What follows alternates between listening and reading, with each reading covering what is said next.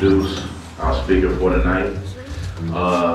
This beautiful young lady to my left right here is the founder of the Rap Coalition. Those of us in the room here who have been doing our research and who've been reading rap publications and been watching rap DVDs should already be familiar with Ms. Day. She's responsible for engineering some of the biggest deals in rap history. She's responsible for Cash Money's $30 million deal, the unprecedented deal that they signed when they first signed with Universal. She was instrumental in, of course, helping David Banner secure his $10 million deal with Universal as well. And she was also extremely instrumental in helping a lot of artists out of horrible record deals. 2 years previous to this one, I believe, she was in the Power 30 in the Source at the end of the year, I believe, as one of the 30 most powerful people in the industry. So she's going to be bringing out some fantastic information tonight. I hope y'all got your pads and your pens out. When she's done, make sure that you ask any and all questions, anything that you need to know, she's going to be able to tell you.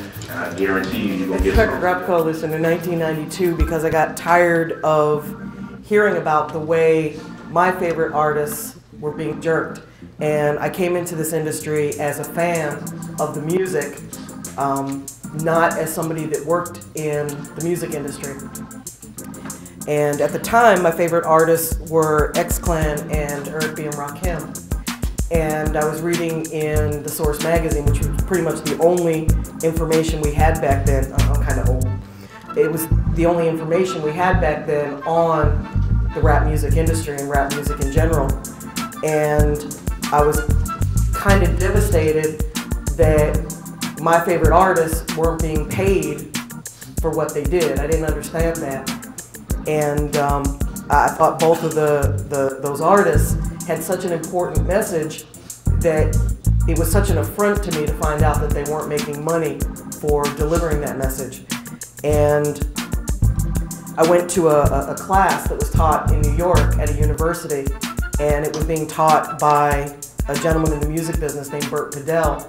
And Bert is the stereotypical 50-year-old white Jewish male working in the music industry.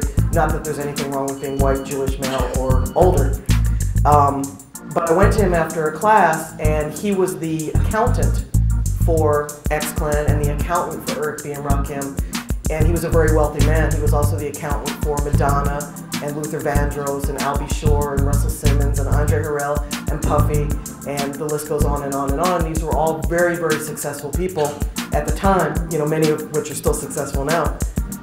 And I went to him after this class that he was teaching, and I asked him, well, why didn't he help these artists that weren't making any money, since he had already made so much money from them over the length of their career? He was making 5% of all of the money that the artist made from performing, from record deals, from whatever, but he was paid before the artists were paid, just like everybody else was. Managers, you know, everybody gets paid before the artist. The artist is the last to get paid. And I'll never forget what he said to me, and in a way I'm kind of glad, because it really, really, really, really pissed me off. I said, yeah, Bert, how come more people don't help artists that are getting jerked by their record labels? And he said to me, there's no money in altruism. And it really messed me up when he said that. And I went home that night and I wrote a business plan for Rap Coalition, and I figured out, I was in corporate America prior to this, so I'd made quite a bit of money, and I figured out a way that I could fund the organization with my own money, and decided that I would sell the condo that I owned and move into a small apartment and sell my BMW and cash in all my stocks and bonds. And I went to see him the next morning, and I just popped up at his office. It was about 8 o'clock in the morning, and I showed him this business plan, and I had designed a logo and a mission statement, and I had decided I was going to start this not-for-profit organization to help artists. And I brought it to Bert, and I was so excited, and I said, this is what I want to do. And he looked at me and he said, you're fucking nuts, and that's a quote.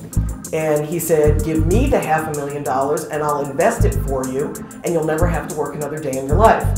And at the time, I didn't know that that wasn't true. I didn't know that that wasn't possible. But I said to him, no, that's not what I want to do.